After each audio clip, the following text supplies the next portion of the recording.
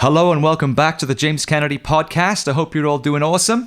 I'm going to start this episode by begging you guys for a quick favor. Now, I don't know where you listen to the podcast, whether it's on Spotify or Apple or YouTube or, Castbox or wherever you get it from. If you could give me a rating on there, that would be cool, because then that nudges it up the recommendations then. So the platform pushes it out for other people to check out as a suggestion, like, hey, what about this? So if you could give me a star rating, and if you'd be so kind, and even a review if you want to, that would be awesome, because then the platform will give me a little push out to some other listeners to check it out. Shouldn't take a minute out of your day. Come on, what else are you doing with your time? Now, today, I want to talk to you about free money. Who wants some free money? Seriously, free money is free, totally free. So let's imagine now, right? Every month, check this out, every month, the government pays you into your bank account like a wage every month, no questions asked, enough money to cover all of the cost of your living. Your rent, your bills, your food, whatever it is that you need to survive in this country, the government just gives you, no questions asked, every month forever. Whether you're rich or poor, young or old, black or white, working, unemployed, disabled, abled, whatever, everybody gets the same amount every month to cover the basic costs of living. No questions asked. It's not means tested. You can't even give it back if you wanted to. It's just free money, man. Would you take it? Would you want to live in a country that did that? This should be the easiest idea in the world to sell to anybody, right? Free money. Now, in case you're wondering what the hell I'm talking about and why I'm talking about it, such an idea exists, and it's called Universal Basic Income. It's been around for a long, long time. It's been trialed all over the world, and everywhere that it's been trialed, it's been shown to work. But I'm not going to get into all that, because today's guest is the amazing Jonathan Rhys Williams from UBI Lab in Wales, who's going to explain all of it. He's going to explain how it works, how it's financed, the social benefits, and more importantly, how the hell do we got our hands on this bad boy, man? UBI is an idea that I'm really, really interested in and fascinated by. So I'm really thankful for John for giving us his time today and explaining the lowdown on this thing. So without further ado, from UBI Lab in Wales, Mr. John Rhys Williams, how are you, sir? Yeah, good, James. Thanks very much for the invite. Really appreciate it. No, thank you for giving us your time, man. You're a busy dude and I appreciate it. It's nice to have a fellow Welshman on the show as well, I think you're the first one. And we're actually about 20 minutes away from each other. So, we could have done this in the pub, it would have been much easier and more fun. I know. As well, she's got to stick together, James. Damn right we do. Right, let's get into it then. So, UBI, Universal Basic Income. I suppose we better start, at the start, for complete newbies that don't know anything about this or what's going on, and for the detractors as well that think this is all nonsense. What's the basic overview? What's the starting point here to explain what is Universal Basic Income and how does it work? Yeah, so Universal Basic Income is a fixed, regular income paid to everyone, regardless of their income, wealth, or employment status. So essentially, it's a direct cash transfer, if you will, that could be sent to everyone, even if you're a millionaire, and it's got no strings attached. So you would get it, for example, every month in your bank account, and it's yours to spend as you wish. So that's, I suppose, what it is. It's been around for a really long time, so it's not a new idea. I think, it goes back all the way to ancient Greece when it was first sort of mooted. And then it had a bit of a renaissance then I always get these people mixed up. I think it's it's a book called Utopia, basically, it's discussed in there. And I think that's in the 1700s. And it's sort of discussed there, has a bit of a renaissance. Then it goes quiet for a bit. Then it comes back then sort of in the 60s and 70s as an idea. And it's actually, it comes back via sort of Milton Friedman and then Friedrich Hayek, which are sort of on the right. Well, they're definitely on the right of politics. Oh, yeah. Hell yeah. So they proposed the idea that although it wasn't a UBI, it was sort of a negative income tax, which is kind of the same thing, but there's a bit of difference there. And at the same time, Martin Luther King was actually a fan of it. And then sort of today, then you've got sort of, again, it's had another renaissance, if you will, and really it's come to the fore in response to the pandemic. People are seeing that our welfare system is broken and it really needs to be reformed, and people are starting to talk about this idea, and even the Pope has said it's a good idea as well. So it crosses the political and religious spectrum, if you will. So it's an idea that is finally getting its day in the light, really. Which fingers crossed it will result in it being finally rolled out after hundreds of years of people talking about it, really. That's so interesting that it's got that historical and cross-political, cross-ideological backing as well. So essentially then, from what you're saying, is that just to sort of like put it in real sort of basic language, it's essentially free money that the government gives to every single person in the country every month, kind of like a end of the month wages check or something, of enough money to pay for all your cost of living every month. It's not means tested. Whoever you are, however much you earn, whether you're earning or not, whether you work or not, every single person in the country gets free money every month to cover all of your most basic needs for living. Is that essentially what it is? Yeah, pretty much. And obviously there's a lot of debate about how much it will be. So, you've got advocates that are saying, well, pay people 60-something pounds a week. That was before we had this cost of living crisis and inflation went through the roof. Of course, people were proposing that. I'd imagine it's a different sum now those people are proposing. But, there's other people then that are saying, well, give people 100-something pounds a week. And then there's others that are saying that we should pay people 200-something pounds a week. So there's a difference of opinion about how much. But yeah, the general, like you said, you summed it up perfectly well. It's money with no strings at the end of every month that goes into your bank account. That sounds pretty damn awesome. That almost sounds like a kind of pie in the sky idea. Like, hey, let's just give everybody free money. But I know already there are some people thinking, yeah, well, that sounds great, but where the hell is the money going to come from? We can't fund the NHS as it is. Who's paying for this? Yeah, and look, I remember. So I think I first stumbled across this idea like 10 years ago, and when I was reading about it and telling my friends, like, "You're mad, John. You really want to give everyone money for nothing?" It's like, and now it's in the mainstream. It's just gone from a crackpot idea really to politicians taking it really seriously, and the Welsh government trialing a form of it, which I'm sure we'll probably get into later on, but. In terms of how it's funded, I think, first and foremost, you need to think about the savings that this would make. So, every trial, for example, of basic income, whether that's been in Finland or whether it's been in Stockton, California, has shown that this has significant improvements. It significantly improves, rather, your physical and mental well-being. Well, if you're healthier, you're not going to the doctors, which means that it's saving the NHS a lot of money. And of course, if you're healthier and fitter, then you're more productive, which means that you're doing things that benefit the economy as well.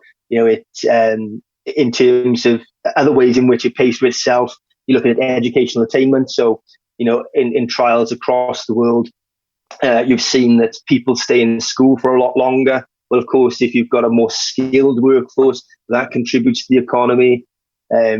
Another way that it would pay for itself, for example, is that when you give, the vast majority of people that would receive this basic income, they're not going to save it. We're in a cost of living crisis at the moment. So people are going to spend this on the basics, hence the name, basic income, and that money would go straight back into the economy because you're buying, bread, milk, that kind of thing, The government then are picking up those VAT receipts, and that money that's going into the economy also, grows the economy, which allows more jobs to be created, which has a knock-on effect then, and again grows the economy because more people have got money to spend and all that kind of thing. So it's multifaceted, the benefits of a UBI and how it would pay for itself. And just quickly, I suppose, another way in which it would pay for itself is not just giving people money and they're spending it, but you've got people who can't necessarily set up businesses, for example, at the moment because they don't have that money to put, to I suppose, to invest in it. They haven't got that initial capital to invest in a business. So what you will see, and a great example was in America. So where they had stimulus checks in America, for example. So the government gave everyone, as part of their COVID response, I think it was 1,200 quid as a one-off payment. And in this, I think it was the New York Times or maybe the Washington Post done this investigation. What they found was in poor black communities, there was a significant increase in people setting up small businesses. Now, that's because, you've got people in black communities, for example, are disadvantaged because of institutional racism. They don't have, job opportunities like, a white community might have. So they're having an opportunity that they never would have had before by having this money given to them directly, then using that as this capital investment to set up a business. Well, of course, if that business is successful, then that again generates jobs, it pumps money into the economy. So it's, it pays for itself. It's an absolute no-brainer as far as I'm concerned. But the worry is, I suppose, why some people don't like it is because it gives people so much autonomy. People can make decisions for themselves. They're no longer this nanny state that is dictating to them, which essentially what happens with universal credit at the moment in this country, because they say, right, you've got to be down the job centre at X time because you need to meet with your job coach who will tell you how to get a job. Well, that person no longer would have to do that, which means that the government's got less control over you as well. So, yeah, I'm rambling a bit now, James. But no, mate, honestly, I got so many questions as you're talking. I'm thinking, Christ, there's so many elements to this. And the more I learn about this, and the more I was listening to you speaking, then I can just imagine a future and a world that we live in whereby this would be completely like normal, and it would seem obvious that that's the way it should be. I mean, we're all citizens of a country, we all pay into the public purse, so why shouldn't we all have a universal basic income? I mean, it's only a basic income. It's not saying that, hey, everyone's just gonna like never have to work again or anything like that, but it's providing rather than a safety net to stop people falling through the poverty line. It's actually giving a floor the guarantees that nobody's going to fall through it, and I can imagine a future generation looking back when this is the norm, thinking, what barbarians, didn't have this, how the hell did people survive when there's people on the streets? I can understand why to some people this seems completely mental, but I can also acknowledge that very quickly it would become completely normal, and it would seem like, how the hell did we ever do it any other way? And that's progress here, isn't it? It's sort of, we did that with the NHS. So when they first started talking about the NHS after, the Second World War, everyone was like, this is nuts, you can't do it.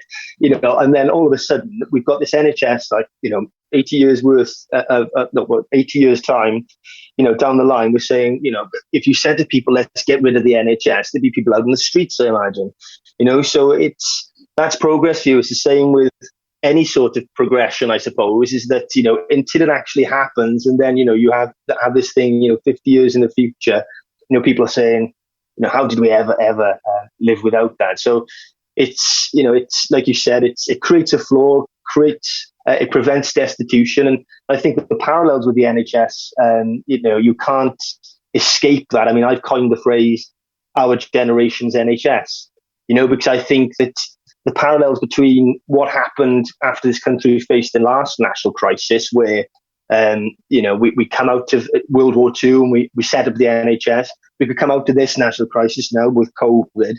People like to make the World War analogies with COVID as well, don't they? But we come out of COVID and we could set up this thing which is again universal, given to everyone, and looks after them from cradle to grave. So I think that you can't escape those, and fingers crossed, we won't have to wait too much longer before it's implemented.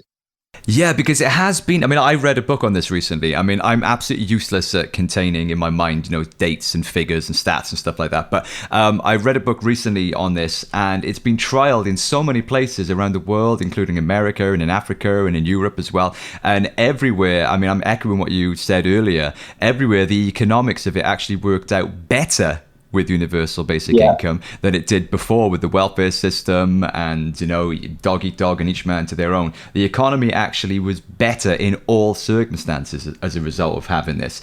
So, I mean, that should please the right wingers as well, if such a thing is possible to do. But I know some of the... Sorry, James, just going to jump in and say that, this is what I think is incredible, really, is that, you've got all these libertarians like, we should have this individualistic view of life and, we should give people autonomy to make their own decisions and, equality of opportunity and all the rest of it. And yet they're against this, and you're like, what?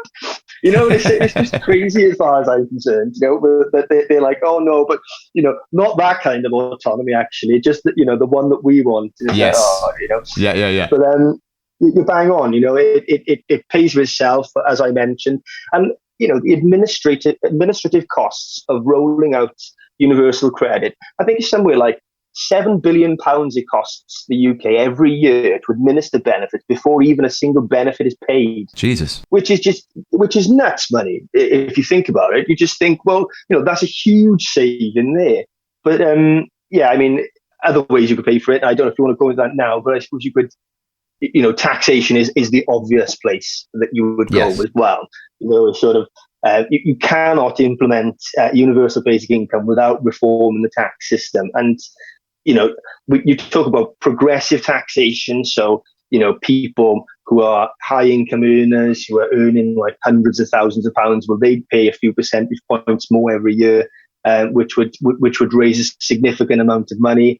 But you'd look at, for me, I think we tax wealth and land and inheritance and all of those things really badly in this country. The amount of money that you could raise, for example, by taxing people who I think have capital of more than £10 million a year. I think if you tax them a one-off tax of 5%, don't quote me on this, it was a London School economics report that I can't remember all the figures and the specifics of it, but it was something like it raised £250 billion in one hit. Jesus. And then there's report. It's huge money. And there's reports then, for example, that say that you could roll out a pretty basic income of like 80 quid a week for £67 billion a year. Well, that funds that for almost 5 years or 4 years or however many years that is. And then you take into consideration that you tax inheritance as well as that, but I mean, the fact people inherit billions of pounds and they haven't lifted a finger in their life is just crazy. And they've amassed that fortune from, people like, buying land, which is essentially, everyone's common property anyway, so it's, there's things like that you can look at. And then, of course, there's carbon taxes, which we definitely need to be thinking about, the climate crisis around the corner. Well, what a great way, for example, to sort of look after the climate and, fund the UBI by introducing carbon taxes. Something I really think is really cool, actually, is that if we had sort of a green version of what happens in Alaska. So I don't know if you know what they do in Alaska, James. So there's a sovereign wealth fund out there. And basically a lot of the profits that they get from the oil that they extract in Alaska, they put into this sovereign wealth fund, and then they pay it as a citizen's dividend to all of the residents of Alaska. But I think, flip that on its head, if we started, putting all of this green infrastructure in place, so tidal lagoons in Wales, wind farms and that kind of thing, that were state-owned, and then all of the profits that we derive from that, put it into a sovereign wealth fund, and then pay the profits from that to people as a citizen's dividend. So it's like a green sovereign wealth fund. That would be, I think, a really, really cool idea. And the money, by the time you paid everyone in Wales a citizen's dividend, you probably got money left over in that sovereign wealth fund. Yeah, totally. Which then you could use as, education, health, infrastructure, like, fixing the bloody potholes up the road, that's ruining my wheels. But there's loads of ways in which you could do it. Tax is the obvious place. We don't tax wealth anywhere near enough. I mean, look at the COVID pandemic now and all of the billionaires that are profiteering from it. It's just it's sickening, I think. And the last crisis that we faced, the Great Recession, in 2009, the richest 1% increase their wealth substantially. So every time there's a crisis, we're all really poor and suffering, and they make loads of money, and it's like, it's got to stop, man. This has just got to stop. But there's things like the Tobin tax as well, isn't there? Which is a very small tax on currency trading. So basically, the world's billionaires are just basically, on the currency casino, just which trashes economies around the world. And if there was a very small tax on those transactions, that would generate absolutely tons of money. There's also, the tax havens. There's so much money sitting around that we could do good stuff with. Well, there's trillions of pounds. There's trillions of pounds in tax havens, like literally trillions of pounds that's just sitting there, gaining interest, doing nothing, so it's just bonkers. And we're talking about giving, the average person, a few £100 a month or something. I mean, that the money is clearly there. The economics of this work out and then some, I think, is essentially what you're saying. Oh, but absolutely. I mean, the fact that there's so many tax loopholes, for example, that people use, that, rich people can pay expensive accountants, for example, to siphon off money to these tax havens that are not available to, the working man. It will pay for itself, like you said, and some. It's bonkers that people even think that is a valid argument that it, wouldn't pay for itself. It absolutely would. And it would be an investment in people. Yeah, as well, because they'd have the time to do things, like artists, obviously a musician yourself. These days, a lot of people who are, I find anyway, that you have less and less working class people, that are actors and musicians, all this, because they just simply haven't got time to invest in their, in their craft, So, but in the 60s and 70s, we had all these great bands out. Beatles are my favourite band. Would we even, if the welfare system that we have in place now was in place then, would we even have the likes of the Beatles? Because they wouldn't have had the time to invest in learning their craft and, and that type of thing. So there's that type of, thing that it could help as well. Our culture, it would help with. Well, I mean, all the information that I've seen on this, and there's tons of information out there. Like you said, this idea goes back hundreds and hundreds of years. It's been trialed. It's been shown to work. There's tons of research and studies on this. Everything suggests, and it's pretty unanimous, I think, across the board without exception. Every study and every trial suggests that wherever this has been implemented, the knock-on social effects and the ramifications for the broader society, which affects everybody, rich or poor and in the middle, have been positive.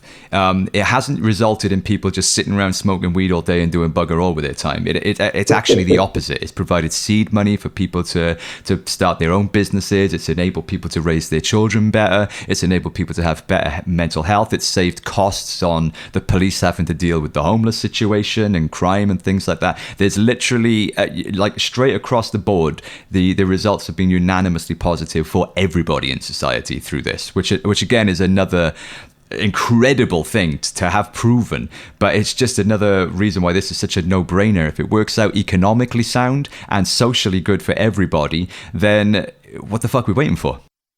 Yeah, I mean, there literally is an abundance of material that suggests this is, like you said, an absolute no-brainer. I mean, people do not sit down and do absolutely nothing. I mean, in fact, it's shown that, I think the Finnish trial, for example, showed that there was a marginal increase in labour activity. I think the Stockton trial in California, showed even better employment and labour activity than the Finnish trial did. It increases trust in government, which we could do a bit of that at the moment with Boris and co. It significantly improves physical and mental well-being. Financial anxiety is a real thing. And the stress that causes then has a knock-on effect because, it can lead to heart disease and strokes and that type of thing as well. So it has a knock-on effect there in terms of your health. There is this social cohesion effect because you remove the stigma. People are like, well, next door neighbour's not a stranger. He gets the same amount as me every week. So there's that kind of thing as well. There's so many people, for example, on benefits or could be on benefits that are not, because they're too ashamed to actually claim the benefits. I mean, we're talking thousands of people in the UK, Yeah. and there's some people who just don't even know that they're eligible for it because it's such a complex system. So, it's like there's those benefits as well. It just simplifies it for everyone. Everyone's like, yeah, okay, cool. I know I get this 80 quid in my bank account every week, no strings attached. Thanks, Boris, and that's, although I doubt Boris would implement it, but you get my drift. Yeah. But, yeah, like you said, there's just a wealth of information that says it's a good idea. But I suppose that the problem is that you'd end up having to tax the wealthy, and the wealthy, their life. They don't like parting with any of their cash. No. So that's half the problem. And half the problem, half of them only on the newspapers as well. So yes, they tell you it's a bad idea. That brings me to the next question, actually, because I was going to ask, what are the barriers to this? And I'm seeing quite a significant one there already. I mean, the people that are holding the bags of money at the moment aren't going to want to let go of it, are they? We're talking about some pretty big moves there, like opening up the tax havens and putting a tax on energy, like a climate tax and things like that, and also getting the politicians who are part of that social class to agree to give the great unwashed some crumbs. I mean, do we stand a chance in hell of this ever happening, or is this a utopian ideal, or is there hope? Oh, I hope there's hope. Otherwise, I've been wasting my time. Look, I think there is hope. I think that the pandemic has certainly, shown that we've been sticking a plaster over a lot of things, and there's politicians that I think wouldn't have even countenanced this idea that are now coming to the fore. I mean, Andy Burnham is really pushing the idea. The King of the North, the Mayor of Manchester, is really pushing the idea that you've got a lot of politicians that are now getting on board with this. Liberal Democrats. It's part of their party policy now. The Green Party, of course, has been part of their party policy since day dot. But it's definitely it's coming along. Like I said, it's now in the mainstream. The issue, like you said, is that, and as I mentioned, there's people at the top that are going to kick up the most fuss about this. And unfortunately, like I said, a lot of the people are told. That the strings to power, their newspaper proprietors as well. They fund political parties, and they're just not going to want this to happen because, of course, like I said, it creates autonomy, which means that, they've got less control over the public as well. So there are going to be some difficulties. And like I said, it's going to be, you're going to have to tax them a bit more as well. I said a bit, quite a lot more, hopefully anyway. So it's going to be difficult. It's not going to, we're not going to get this without a fight. And it's you're going to have to get people involved. With my organisation, voluntary led. And you've got a range of people that are involved in it, and that's how we do it. It's about campaigning. Keeping on at politicians until they do the right thing. Nothing.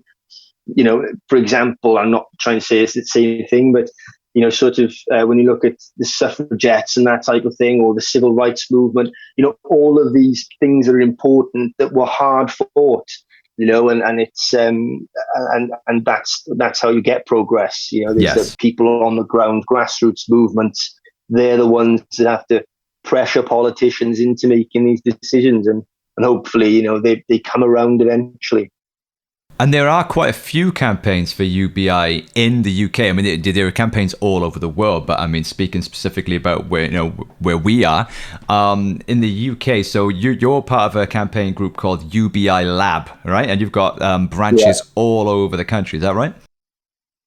Yeah. So you've got UBI Lab network. I mean, it's voluntary led. It's a network of people across the UK that really into getting this policy on the political agenda. And you've got UBI Lab network, which sort of acts as a hub, and then you've got all sorts of branches. Then, so I set up UBI Lab Wales. We've got then underneath UBI Lab Wales for UBI Cardiff, Gwynedd, RCT, Swansea. So all these people, and they're led by. So my day job is as a lawyer, But you've got other lawyers doing it as well. But you've got students leading different groups. You've got, people working, politicians, for example, leading other groups. So there's just this amalgamation of people that are trying to push this policy. And then, of course, like I said, you've got the network, which was set up initially in Sheffield. And the guys there, they've gone on to set up different groups as well. You've got one in London and all sorts of things, and they're all progress because it's voluntary led. Everyone's progressing at a different pace. You do it as and when you can. We've all got jobs, we've got bills to pay. So we do it in our spare time, and fortunately, in Wales, we've managed to get. We're probably the furthest ahead because we've managed to get our government to agree to run a pilot. Yes. Which is great news. It's. I've said this, and I've got to be careful what I say now because I'm on the technical advisory group for the Welsh government for the pilot. But it's good. It's not exactly what we wanted. We would have liked it to be a bit more expansive, but the Welsh government, I think, have done what they can with the powers that they've got. They've tried to get UK government buy-in, which would mean DWP allowing them to run a more expansive pilot, because they could do things with people's benefits and taxes and that type of thing, which would allow them to, essentially sort of give people in a geographic location, money every month. Like I said, no strings attached. But because the DWP haven't bought into the idea for obvious reasons, you've got the Conservatives running the UK government, which are not fans of this policy at the moment. They've done what they can, and they've basically said that we'll do it with care leavers, and they've decided now that there's going to be 500 care leavers that essentially leave care. So everyone that turns 18 and leaves care, they're going to this year they'll essentially give them £1,600 a month. Wow! No questions asked. Yeah, I mean the sum has far exceeded my expectations, and you've got to give serious credit to the Welsh government for that. And hopefully now these young adults will go on and they'll perhaps go to university, or they might set up their own business, and so it's really exciting to see what will happen with this pilot and what data we'll get, and hopefully the benefits will then just further the argument as to why we need to roll this policy out on a UK basis and across Wales, for example. When's the trial happening again? So it's going to happen this year. It's I don't. There's no specific date at the moment. There's still a few things being worked out, but it will happen this year. Is the aim? That's at the amazing. Moment. So it's going to run. I think the pilot will run for 3 years, and then you'll have evaluations after it. And like I said, it's going to be really interesting to see what these young adults do. And yeah, man. I mean that the improvements across the board, for in all of these pilots across the world has been, there's been a significant improvement in physical and mental well-being. So I imagine that will be one of the things that we see. But I think educational attainment, people staying in school, perhaps these people wouldn't have had an opportunity to go to university for whatever reason before, so they might do that as well. It's really exciting. Wales is leading the way, and the lab has certainly played a significant part in that, in lobbying politicians and getting them to agree to this policy. And I've pestered way too many politicians about it, and it's finally come off. Well, that's a lot of pressure now on these care leavers. Don't let us down, guys, because if you sit on your ass playing like Call of Duty all day, you're ruining the whole cause, man. James will have to have a word with you. Yeah, if any of you guys are listening to the podcast, guys, come on, you got to help us out with this one. We got to get this over the line. You know what I mean? If you gave it to me when I was like a teenager or something, I can't guarantee what I would have done with the money. No, and this, I think a fair comment is, and something that as people have raised, is that hopefully there'll be some sort of financial advice or assistance for the people involved in the trial, because if you give me £1,600 a month as an 18-year-old, I wouldn't know what to do with it. So hopefully that will they'll put some sort of assistance for them as well, so that they've got people to turn to and advice, which I'm sure it will happen. It's certainly something that needs to be considered. Fascinating stuff. I can't wait to see the results of that study. I mean, if anyone listening to this that wants to look further into this, there is tons of information out there if you look up universal basic income. And it is fascinating when you read the studies and the personal journeys of the people that have actually been involved in these trials and how it's changed their lives, and that they didn't just sit around on their arse doing nothing. They actually did start up their own projects or created art or got involved more in the community or volunteered more. It's fascinating when you read about it, because literally at no point does anybody think, oh, cool, I'll just, I'll go and have a sandwich, So it'd be really interesting to see if the results from, where we're talking from now, sunny South Wales, it'll be interesting to see if the results that happen here on our doorstep kind of mirror those experiences from other parts of the world. Yeah, and it's I think that's what's really going to be powerful about this trial. And I think it was Give Directly that have been doing like a 10-year trial in Namibia, where they've been giving, just basically, I think they're giving people money directly to they're giving everyone a mobile phone, and they're transferring the money to the mobile phone. And essentially, the stories that have come out of that, where people have set up, like you said, businesses, and I think kids have gone to school because their parents can afford the clothes to send them to school and that type of thing. All of these stories are super powerful, and that's hopefully what will come up to this trial, that we'll have all of these stories that people can share, that people can resonate with, and they'll be like, wow, look at the difference that made to that person's life, and why are we not doing this, and then that's hopefully where, it will get the demands for this to be implemented across the board will get louder and louder. Yeah, I think so, man. And it's really exciting stuff, isn't it? I mean, is there anywhere in the world yet that actually has this as their official policy? Is there a small country somewhere that actually functions with a universal basic income that we can look at as an example? So there's nowhere that's got it. So, Alaska have got, as I mentioned earlier, right. So Alaska's got a sovereign wealth fund which pays a citizens dividend, which is pretty much the same thing. So they've been doing it. That's been going since the 80s. Wow. That they've had that. Yeah, and all the results of that is really positive. And whoever gets elected as the senator or governor of Alaska, they wouldn't dream of removing it because of the uproar. So that's been going on for a while. I think when Barbados become, I think, they're not going to be part of the Commonwealth anymore. And as soon as they made that announcement, within a couple of days, they said, we want to implement a basic income across the country. So I think Barbados is one to watch out for. Canada is a country that, there's a lot of talk. There's a bill going through their parliament at the moment, which is trying to implement some sort of basic income.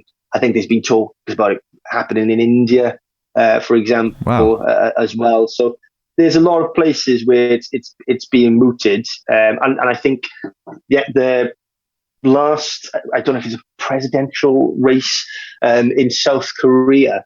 So the guy that so there's a presidential runoff, the two contenders. One of the guys who didn't make it, unfortunately, he lost by literally a percentage point, I think. Wow. But one of his key pledges was to implement a basic income. So had he won that, one of his main policies would have been to roll out a basic income. And obviously South Korea is a really advanced country as well. So, it would be that would have been fascinating to see how they've done that. And with the technology they have as well, it would be interesting to see how they would have done it as well, whether it would have been some sort of card or what, unfortunately didn't get in, which was disappointing, but perhaps he'll get on next time. It sounds to me then that this is an idea whose time is coming. I mean, it seems as if it's becoming more and more mainstream. It's been around a long time, but, country after country now seem to be experimenting with this or having an open conversation and taking this idea very, very seriously as their national policy.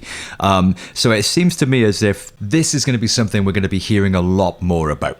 So I'm really glad that we've had this chat and we got this information out there for people that may not know about it already, so they can put their weight behind this and start, helping the movement to push us in that direction. Because I think it's a brilliant idea, man. And I think it's an idea whose time has come, and it sounds as if it's an idea whose time is coming. So what can people listening to this do now as the next step to get involved and put their weight behind this and to help amplify it? I mean, do they join their local UBI lab? I mean, is that how you guys work? Yeah, definitely. So, a lot of the campaigning happens online through social media.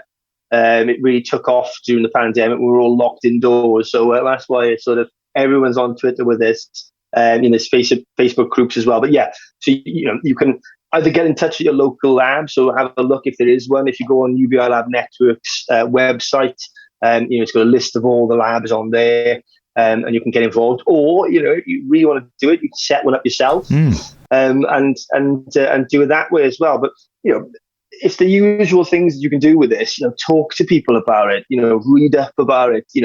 Get your friends involved with it. Tell your family members about it. Write to your politicians, your MPs, your councillors. Like one of the things we did with the Wales lab, and it's been done in the other UK labs as well, is that we got local councils to essentially to pass a motion in the council chamber to say, if there's ever an opportunity to run a pilot, we want to be considered for it. And that generates all this media attention then locally, because people are like, oh, wow, this council want to run a UBI trial. So that's something that we did as well. So there's loads of things you can do. And, if you're an innovative person and you've got loads of cool campaign ideas, I'd love to hear them. We're always looking for a new campaign to pester these politicians to finally implement this policy. Where can people troll you on Twitter then? What's your Twitter handle? Oh, mine is, I always get this wrong whenever anyone asks. So I think it's at JRWill26. It is. That's my Twitter. Personally, I'm usually ranting at the government or talking about UBI. And the labs is at UBI Lab Wales. And then there's also at UBI Lab Network as well, which is another one to follow. So great. Those three, give them a follow. And yeah, that's that, and drop us a DM, drop us a DM on Twitter. We've got an email address now. If people want to email us and ask us how they can get involved, it's UBI Lab Wales at gmail.com. Happy to take an email of someone and point them in the right direction if they want to get involved as well. That's brilliant, man. I mean, this is a lot of work. As you said, you guys are all volunteers. You're a full-time lawyer. So that's brilliant that you're devoting so much time as well to being so open to people getting in touch and answering their questions and building this movement from the ground up. I mean, is this a full-time thing for you now, or is this taking over your life, or do you still get time to sleep and watch a bit of telly? Sleep, there's a lack of that, but I think that's got something to do with me having a 2-year-old as well. Oh, right. So, wow, bloody hell, your hands are full. yeah, juggling a few things, to say the least. But no, look, it's like I said, it's something that I've been interested in for more than 10 years now, and it's a hobby as well. So it's not like something that grinds me down. It takes a lot of effort, a lot of work, of course. But yeah, if one day when I'm old and grey, there's a UBI, I'd be like, yeah, it was worth it. Those sleepless nights, That would be so awesome, man. Honestly, just the thought of it. I mean, the younger me, in my 20s, when I was like struggling as a musician and stuff like that, to not have to work like crappy day jobs, knocking doors in the rain, and just throw myself fully into what I was doing as a musician and stuff like that. I'm telling you, dude, if we had UBI when I was in my mid-20s, there would be no stopping me. I would have had like 10 albums out. You know what I mean? it would have been relentless. Yeah, no, and that's it. It's I think that it allows people, like I said, with artists and stuff, to follow their dreams. And there's a lot of people that won't necessarily be able to do that. And with a UBI, you have so much more autonomy, and again, like I said, it's just multifaceted, the benefits. So yes, like I said, fingers crossed. One day, James, hopefully not too long in the future. Well, as you said, man, without the will of the people, nothing ever happens. So, we got to get behind this. I mean, you've laid the case out there stark and clear. The numbers add up, and then some. The social benefits, a no-brainer. And who doesn't want free money? I mean, come on, that should be the easiest thing in the world to sell to anybody. Hey, do you want some free money? So let's get behind this. Let's make this happen, man. I mean, if you want some free dough, then let's do it. And it's not free; it's your money essentially, anyway. You know what I mean? Like we pay into the system, so I mean, it's not like you're just sitting around getting free money. So this adds up. It's a very well-tested, very long-term idea that stood the test of time. Let's get it, man. This sounds good to me. I'm all in. So if you listen to this and you're inspired and excited by what John's saying, join a local lab, set a local lab up, start talking about it, pressure your local councillors and your politicians, and let's make this like a mainstream conversation and a mainstream idea that one day when John is old and grey, as you just said, you can sit back and think, I did that. Yeah, definitely. I want all the credit if it happens. We'll give it to you, man. Thanks, pal. Right, John, we better let you go, man. We've taken up way too much of your time, and I really do appreciate it. So thanks so much for giving us your time today, and thanks for everything you're doing, for the cause as well. You've got me fired up. I'm ready to get my pitchfork and take to the streets right now.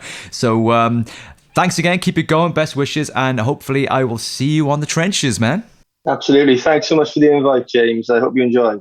Oh, totally, man. And anytime, dude. And maybe I'll bump into you on the mean streets of Cardiff sometime.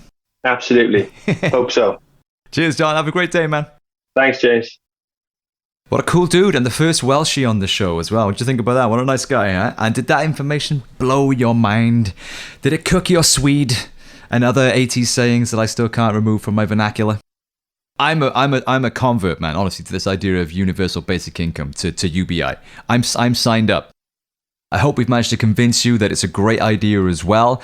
Don't take our word for it. There's tons of literature, whole books and studies and trials have been done on this. So this isn't just a kind of weed-smoking, idealistic load of nonsense. Check it out. It's a very well-tested and very well-researched concept. Please do get involved with your local UBI lab or set your own up. I mean, there's other campaign groups as well, but these guys seem as if they're doing a great bit of work, so, might as well get involved with them.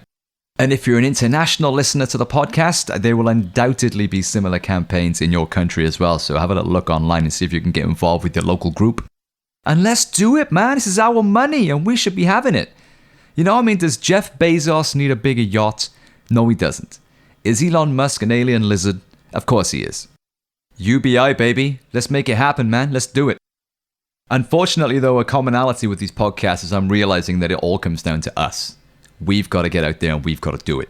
But there's so much to gain here. So let's do it, man. Spread the word. Tell your friends. Get the conversation going. Make this a mainstream narrative.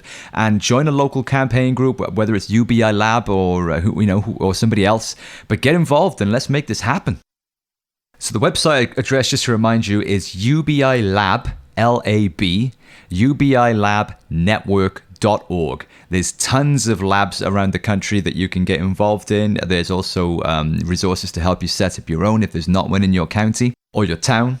And you've had an open invite there from John as well to drop him a DM on Twitter or to contact him at the email address that he mentioned earlier. So do it. If you've got any questions, ask the guys, and then you can spread the word to your friends and anyone that'll listen. And let's go get that free money, baby. Let's take back what is rightfully ours. Let's, in this time of the living crisis, let's stop grinding and seeing people struggle and carrying the daily weight of feeling like we're being exploited and ripped off and lied to, whilst other people are having a life of Riley off the backs of our toil and our efforts and our labor and our tax dollars and our riches and the wealth that we generate down here on the ground level. Let's put that money back in the pockets of the people that really deserve it, that really need it, really earned it, and really own it. Universal basic income, man. This is an idea whose time has come. Let's go get it. And if you don't like the idea of having free money, you can give your share to me. So that's it for this week, guys. I hope you enjoyed that and found that interesting and informative. I shall see you next Wednesday at 7 o'clock for another episode. Please subscribe. I'm going to keep nagging you every single week until you hit that damn button. Subscribe whatever platform you listen to it on. This is also on YouTube as well. I know there's no video content to these podcasts, but a lot of people like to listen to it on YouTube because it's just easier that way. But if you do that, please give it a subscribe and leave a comment. These are supposed to be conversation starters, these episodes. So leave a comment on the actual YouTube YouTube page, and so other people can, share links and have a debate going. But whatever you do, hit the damn subscribe button, and please, as I said at the start of the episode, if you can leave me a rating, like click the star button and give me some stars, and if you'd be so kind to leave us a review for the podcast as well, whether it's on Apple Podcasts or Spotify, wherever you get your podcasts, that would be a massive help for me as well to get the podcast a little bit more traction. So thanks so much for listening. I hope you're all awesome. I hope you enjoyed the episode, and I shall see you same time, same place next week. Love you loads.